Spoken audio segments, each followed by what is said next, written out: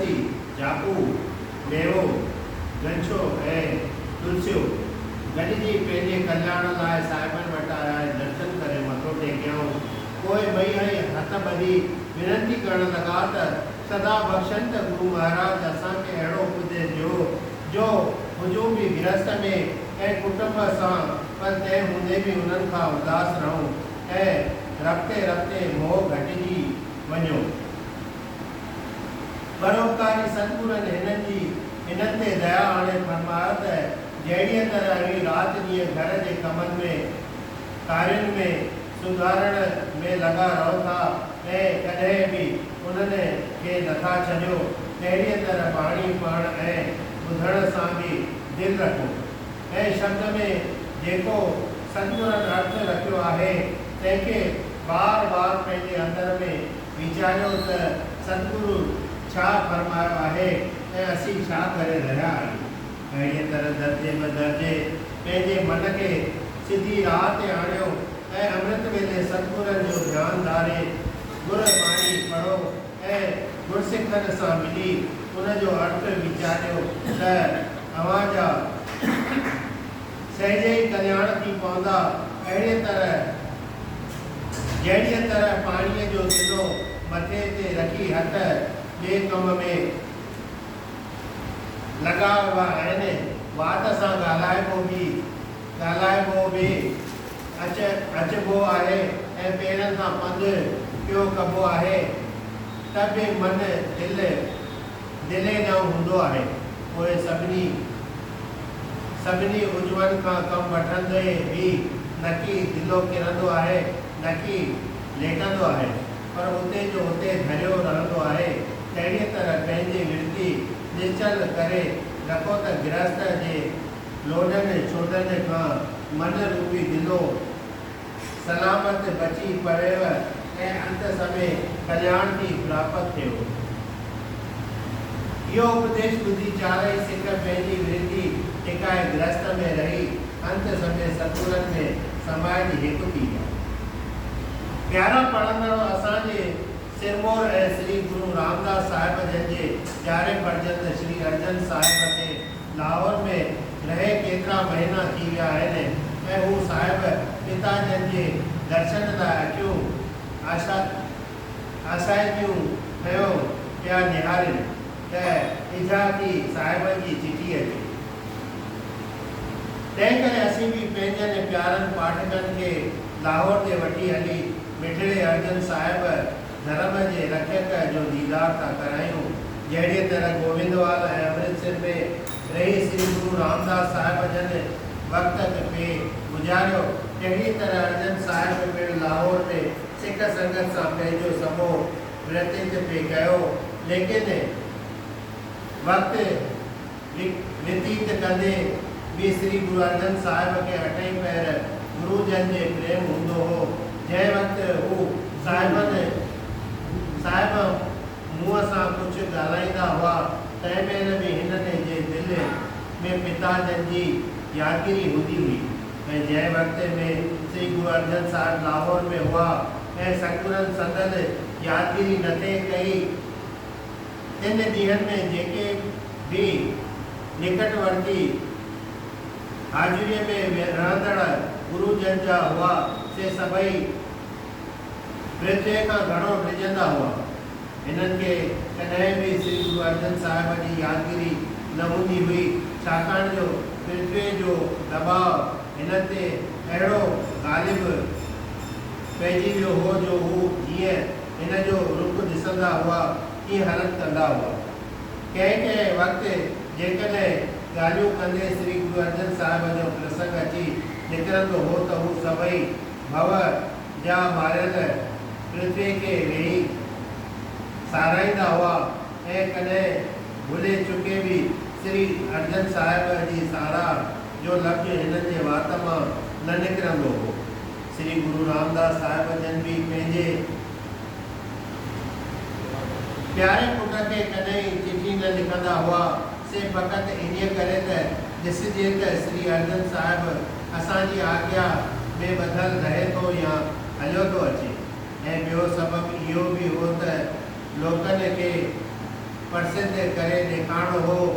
इहे ॿई ख़ासि सबब हुआ जंहिंजे करे श्री गुरु महाराज पंहिंजे पुट जी परीक्षा वरिती ऐं हिन श्री गुरु अर्जन साहिब बिल्कुलु व्याकुल थी हिकिड़ी पौड़ी बढ़ाए कागज़ ते लिखी तयारु करे उन में पंहिंजे अंदर जो समूरो हाल ऐं व्याकुलता हिन रीत ॾेखारी।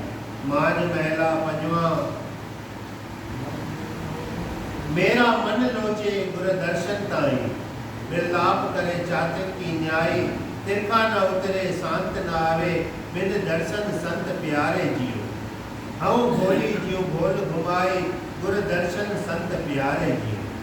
तात्पर्य मुझो मन गुरु के दर्शन लाए पियो सिके ऐं चातक वांगुर विलाप करे रहियो आहे।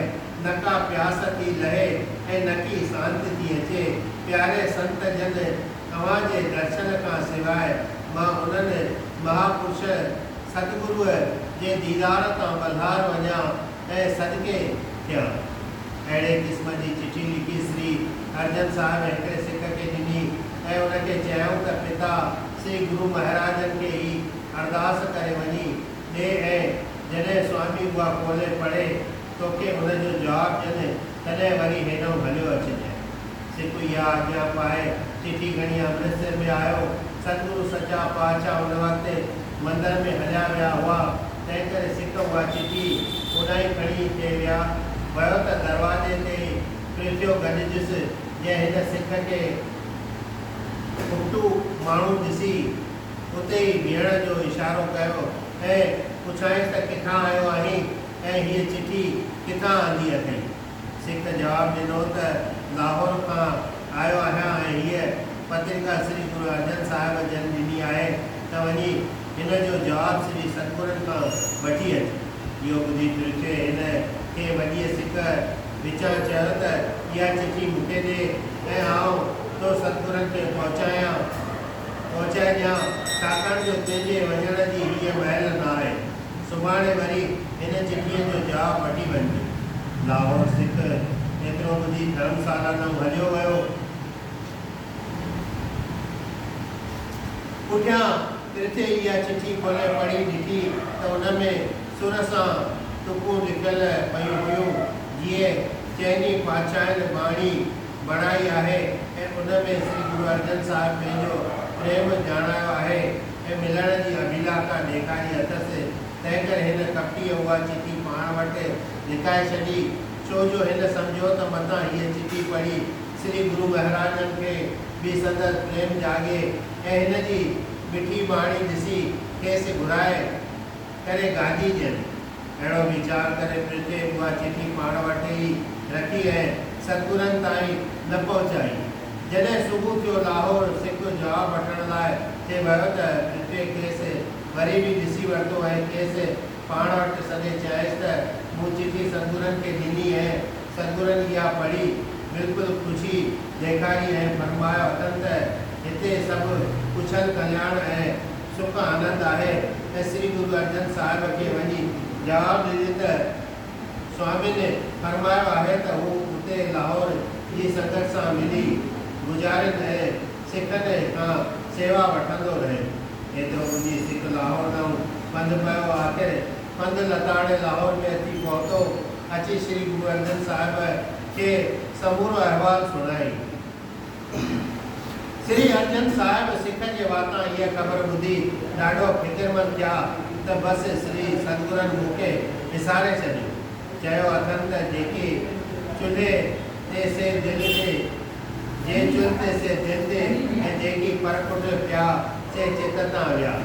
अहिड़ा वीचार करे वरी सोचण लॻा त शायदि मूं चिठी लिखण में का भुल कई थी ॾिसिजे जंहिं करे पिता जन जवाबु न ॾिनो आहे।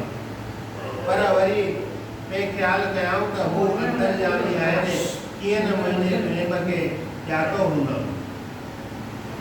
वरी ॿिया ख़्याल पे कयूं त मन मूंखे बाझ कने हीअं त का मूंखां अवज्ञा थी हुजे, तंहिं करे आउं दर्शन खां निराश थियो हुजां।